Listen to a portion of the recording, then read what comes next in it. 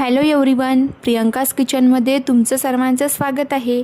आज आपण मस्त झटपटीत आणि झणझणीत अशी उडीद डाळीच्या वड्यांची भाजी बनवणार आहे। चला मग कशी बनवायची ते बघूया। सर्वप्रथम भाजीसाठी लागणारे साहित्य ते म्हणजे 2 मोठे कांदे बारीक कापलेले, आलं लसूण पेस्ट आणि उडदाच्या वड्या 1 वाटी व 2 ते 3 छोटे चम्मच तूर डाळ भिजवलेली। त्यानंतर फोडणीसाठी कढईत तेल गरम करून त्यात मोहरी, जिरे व बारीक कापलेला कांदा, आलं लसूण पेस्ट टाकून ते मिक्स करावे व त्यावर थोडे मीठ घालावे। मीठ घातल्याने कांदा करपत नाही व मऊ शिजतो। कांदा चांगला लालसर व मऊ शिजल्यानंतर त्यामध्ये हळद, चवीनुसार तिखट व थोडा गरम मसाला घालून ते सर्व परतवून घ्या।